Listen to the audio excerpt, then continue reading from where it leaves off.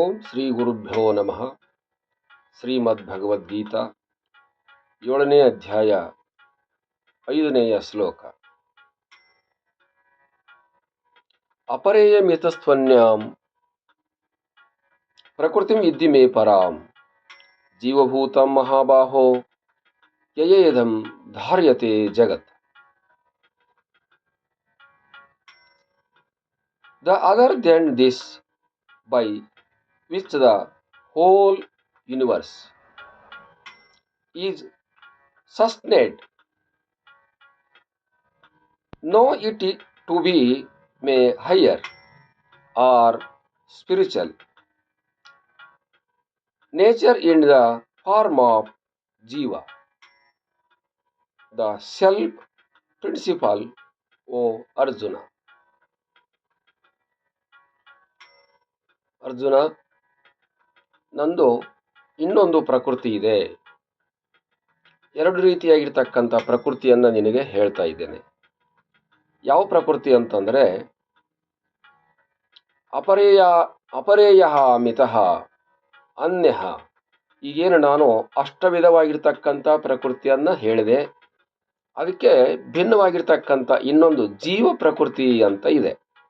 ಆ ಜೀವ ಪ್ರಕೃತಿಯನ್ನು ಕೂಡ ನಿನಗೆ ಹೇಳುತ್ತೇನೆ, ಕೇಳೋ. ಜೀವ ಪ್ರಕೃತಿ ಅಂತಂದ್ರೆ ಜೀವಭೂತಾಂ ಅಂತ ಕರೆಸಿಕೊಳ್ಳುತ್ತೆ. ಅಲ್ಲಿರೋದು ಅಷ್ಟವಿಧ ಪ್ರಕೃತಿ, ಅದು ದ್ರವ್ಯಗಳಿಂದ ನಿರ್ಮಿತವಾದಂಥ ಪ್ರಕೃತಿ ಅಂತ ಹೇಳಿಸಿಕೊಳ್ಳುತ್ತೆ.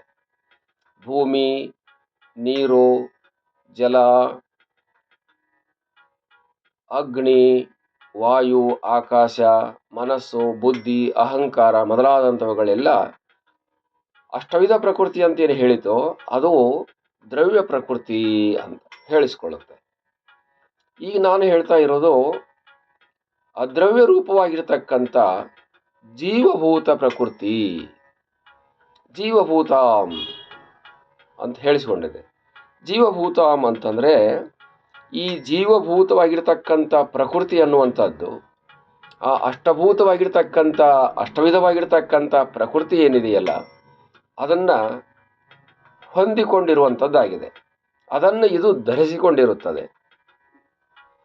ಅಷ್ಟವಿಧವಾಗಿರ್ತಕ್ಕಂಥ ಮೂರ್ತ ರೂಪವಾಗಿರುವಂಥ ಆ ಪ್ರಕೃತಿಯನ್ನು ಈ ಅಮೂರ್ತ ರೂಪವಾಗಿರ್ತಕ್ಕಂಥ ಜೀವಭೂತ ಪ್ರಕೃತಿಯು ಧರಿಸಿಕೊಂಡಿರುತ್ತದೆ. ಆ ಅಷ್ಟವಿಧವಾಗಿರ್ತಕ್ಕಂಥ ಪ್ರಕೃತಿಯು ಹುಟ್ಟಿಕೊಳ್ಳುತ್ತದೆ.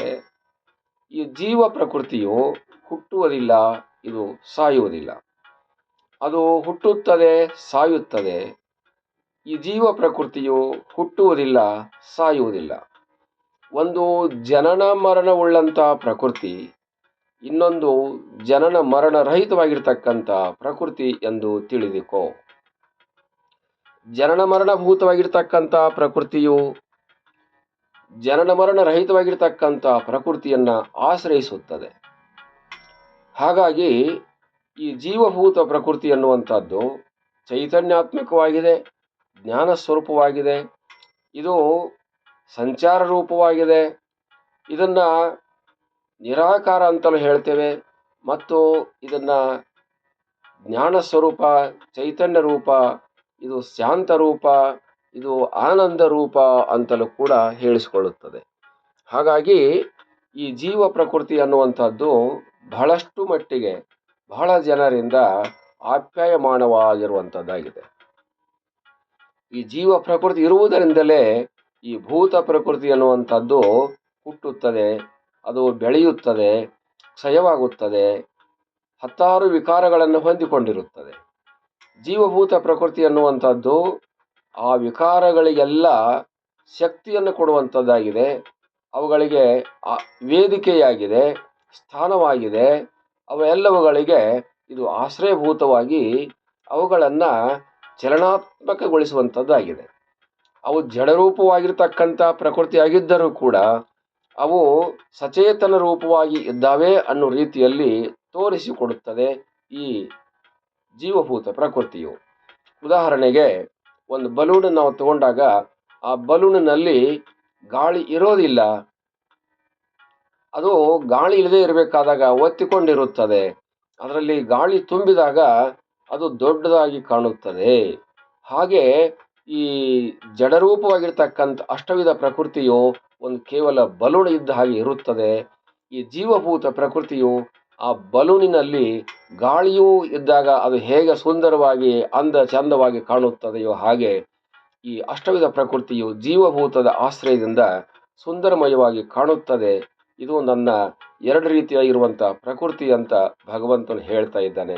ಹರಿ ಓಂ ತತ್ಸತ್.